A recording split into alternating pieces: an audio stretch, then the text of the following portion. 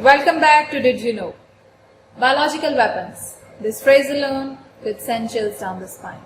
The history of biological warfare dates back to as early as 600 BC.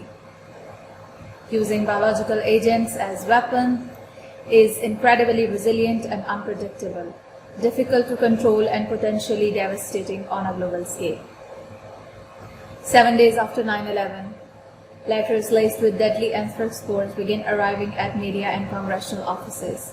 Over ensuing months resulted in the death of 5 individuals and 22 people being infected. I am Rida Durrani, and I work as PhD scholar and research associate at Diagnostic Lab CLC, Ravi Campus, Pattoki. I want to highlight in this video one of the most significant programs, the US Federal Select Agent Program, that regulates the use, possession, and transfer of biological entities. In the past, 17 countries have had their own biological weapon programs, which were eventually banned or either shut down due to the presence of numerous treaties and international guidelines across the globe. One such example is the 1925 Geneva Protocol, which banned the use of biological weapons, as well as the 1972 Biological Weapon Convention, which not only banned the use of biological weapons, but also banned their production, acquisition, and stockpiling. Let's discuss some prime facts about the unpredictability and vast scope of biological weapons, and those facts are terrifyingly simple. Their ease of dispersal. You might have heard about Unit 731.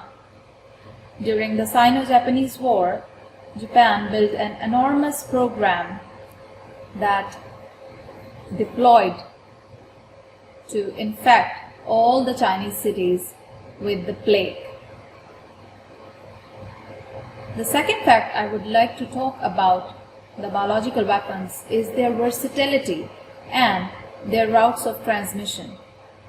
They can be ingested, they can be inhaled, they can be injected.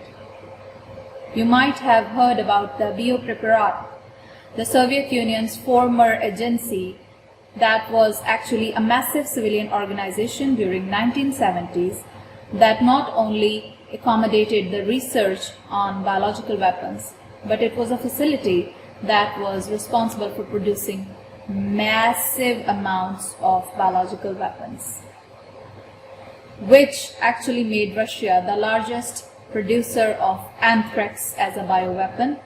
And not only anthrax as a bioweapon, they have also developed technologies in the past to engineer Q fever, Junin virus, glanders, smallpox, Marburg virus, and plague. And the last fact, which is quite much dreadful and terrible, that is that a biological weapon has no antidote. Let's talk about a biological weapon that has been commonly used and which has no antidote. Ricin.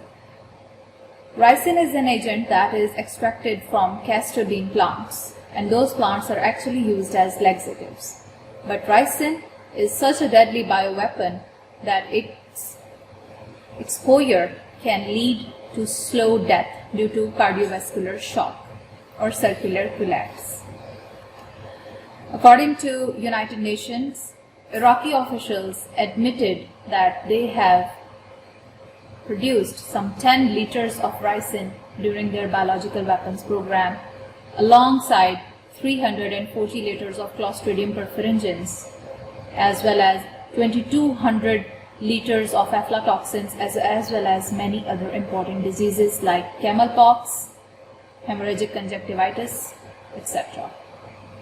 For more information, you can visit AFSA's International New and Improved Select Agent Program, as well as the US Federal Select Agent Program by CDC and USDA, NIH Office of Research Services Federal Select Agent Program, and the fact sheets about the control of arms and non-proliferation. Of course, Global treaties and international guidelines exist, but these are one thing, and human race's ability to find innovative ways of killing each other is another. Though the biological weapons, as discussed, are as old as hills, but with the new day, new worries are piling up.